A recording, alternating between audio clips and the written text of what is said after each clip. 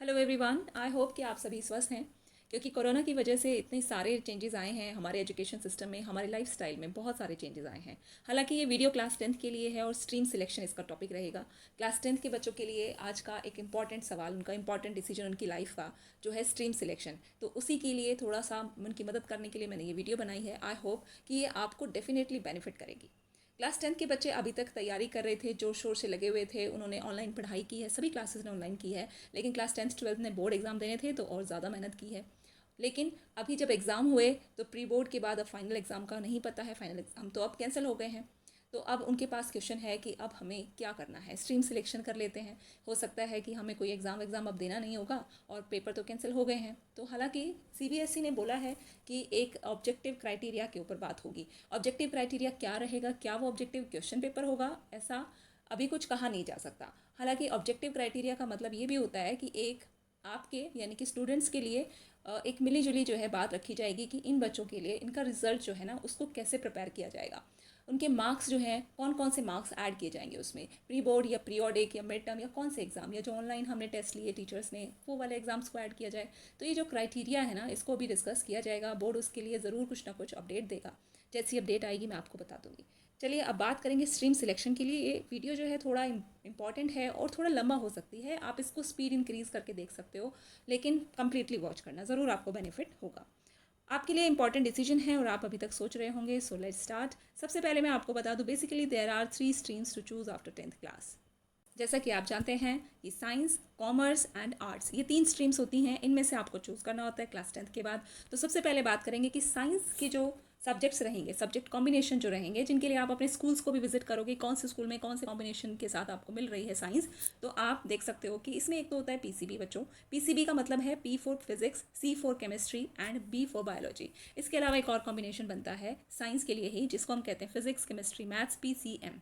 उसमें आपको फिजिक्स मिलेगा, केमिस्ट्री मिलेगा और मैथ्स मिलेगा। इसी को ही मेडिकल और नॉन मेडिकल हम साइंस कहते हैं, ठीक है। नॉन मेडिकल साइंस में आपको मैथ्स मिलेगा और मेडिकल साइंस में आपको बायोलॉजी मिलेगा। इसके अलावा कुछ और सब्जेक्ट्स होंगे, यानी कि आपके 5 सब्जेक्ट्स टोटल होते हैं, एडिशनल सब्जेक्ट्स भी होते हैं। तो उनमें इंग्लिश, फिजिकल एजुकेशन या इकोनॉमिक्स ही मैंने कई स्कूल्स में देखा है, साइंस स्टूडेंट्स को इकोनॉमिक्स भी दिया जा सकता है, और कंप्यूटर साइंस, ठीक है। ये रेयर केसेस में है, कंप्यूटर साइंस हो गया, English, physical education, home science हो गया, तो ये सारे सब्जेक्ट्स जो हैं वो दिए जाते हैं बच्चों को, ठीक है, पीसीएम के साथ। इसके लिए मैं आपको एक टिप दूंगी, जो बच्चे साइंस ले रहे हैं वो पीसीएमबी का कॉम्बिनेशन ना ही ले तो अच्छा है, क्योंकि पीसीएमबी में क्या होता है कि आपको मैथ्स और बायोलॉजी ये दोनों इकट्ठे लेने होते हैं। हालांकि देखो, मैथ्स और बायोलॉजी दोनों ही बहुत ज़्यादा डिमांडिंग है, आपको उन्हें टाइम देना पड़ेगा, और दोनों सब्जेक्ट्स अगर आपने इकट्ठे ले लिए तो बहुत ज़्यादा मुश्किल क्रिएट कर सकता है बाद में। वीडियो को ध्यान से सुने और कोई डाउट आपके दिमाग में आता है ना तो ज़रूर मुझे कमेंट बॉक्स में लिख देना अभी के अभी।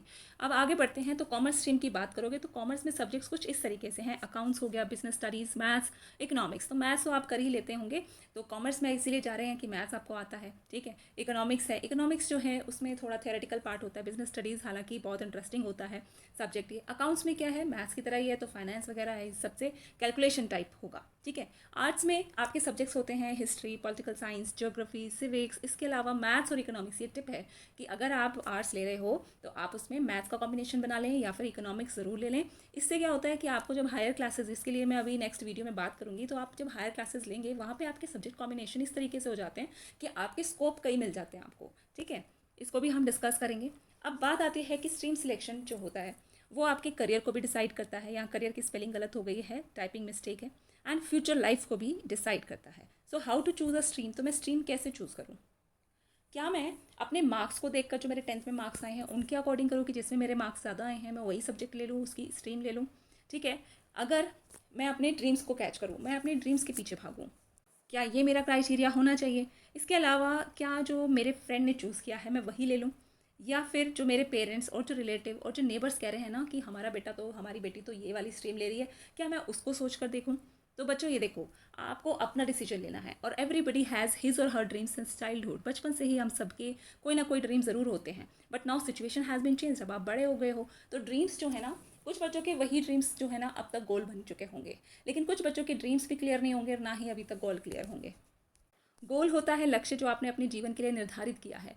आप अपने करियर को इस प्रकार से चुनते हैं कि आप जल्दी से अपनी आजीविका कमाने लगें और अपने पेरेंट्स को भी उससे फैसिलिटेट करें, यही होता है। उसके अलावा आप जब अपने गोल के बारे में सोच रहे हैं, आप फिर से एक बार उस पर विचार कर लें कि आप क्या बनना चाहते थे ज़िंदगी में और अब क्या बनना चाहते हैं। Check out the subjects according to your goal so that path to your goal get clears. अगर आप चाहते थे कि मेरे को आर्मी में ज्वाइन करना है, तो इसके लिए आपको सब्जेक्ट्स क्या लेने होंगे, तो आप किसी भी सब्जेक्ट से आर्मी में जा सकते हैं। लेकिन अगर आप नेवी और एयरफोर्स में जाना चाहते हैं तो साइंस लेना ज़रूरी है। तो इस तरीके से आपको अपने पाथ को देखना है, आपने अपना रास्ता चुनना है कि उस रास्ते के लिए, यानी कि उस गोल तक पहुंचने के लिए मुझे कौन सा रास्ता अपनाना होगा और उस रास्ते में मुझे कौन कौन से पड़ाव देखने होंगे, यानी कि मुझे अब आगे कौन कौन से कोर्सेज के लिए मेरा स्कोप खुलता है। अब अपने पाथ को रिसर्च करिए, अपने रास्ते को देखिए कि मुझे क्या क्या करना होगा, मुझे कौन कौन से कोर्सेज आगे देखने होंगे। हालांकि मैं आपकी हेल्प के लिए हूँ, मैं अपने नेक्स्ट वीडियो में इन सभी चीज़ों को ऐड करूँगी। इसके अलावा अपने माता पिता, बड़े भाई बहन और रिश्तेदारों से ज़रूर बात करें। जो आपका गोल है, जो आपका इंटरेस्ट है, जिस सब्जेक्ट में आपका इंटरेस्ट है, ज़रूरी नहीं है कि आप अपने मार्क्स को देखकर ही चूज़ करें। ऐसा बिल्कुल भी नहीं है कि आपने जब 10th की मैथ्स की थी तो अब आप 11th की मैथ्स भी अच्छे से कर पाओगे, या अगर आपने साइंस में बहुत अच्छा स्कोर किया है तो अब आप साइंस स्ट्रीम लेके बहुत ही ज़्यादा टॉपर बन जाओगे या ज़्यादा स्कोर कर पाओगे। तो मैं ये नहीं कह रही, मैं आपको डिमोटिवेट नहीं कर रही हूँ, लेकिन इससे हमें ये पता चलता है कि जो हमारा इंटरेस्ट होता है ना, जो हमारे सब्जेक्ट में इंटरेस्ट होता है, उसे हमें ज़्यादा महत्व देना चाहिए। हालांकि हमने पढ़ी है साइंस, इंग्लिश, मैथ्स और सोशल साइंस, ये सारे सब्जेक्ट्स हमने पढ़े हैं, इन सबको हम जानते हैं। लेकिन जब हम कॉमर्स स्ट्रीम की बात करते हैं तो अकाउंट्स हुआ, बिजनेस हुआ, तो मैथ्स है, उनमें किस तरीके से क्वेश्चंस आ रहे हैं, किस तरीके से आपका सब्जेक्ट चल रहा है, कैसा सिलेबस है। तो उसके लिए बच्चों आप चेक कर सकते हो, आप एक दो चैप्टर्स जो हैं उठाओ उनको, और उन सब्जेक्ट्स को जो भी आप चूज़ कर रहे हो उन सब्जेक्ट के आप एक दो चैप्टर चेक करो कि क्या आपको समझ आ रहा है, क्या वो ऊपर से जा रहा है। तो इसके लिए या तो आप एनसीईआरटी डाउनलोड कर लीजिए, चैप्टर वाइज डाउनलोड कर सकते हैं, ठीक है। और अगर आप यूट्यूब वीडियोस को देखते हैं किसी पर्टिकुलर चैप्टर के लिए, पर्टिकुलर सब्जेक्ट के लिए, तो आप एक दो चैप्टर ज़रूर देखो, ठीक है, उससे भी आपको आइडिया हो जाएगा। बच्चों अभी आप जो है ना कहाँ हो, आप एक जैसे जीना होता है, जैसे स्टेयर्स होती हैं, उसमें आप फर्स्ट स्टेप पे हो और वो आपको बहुत अच्छे से फूक कर रखनी है।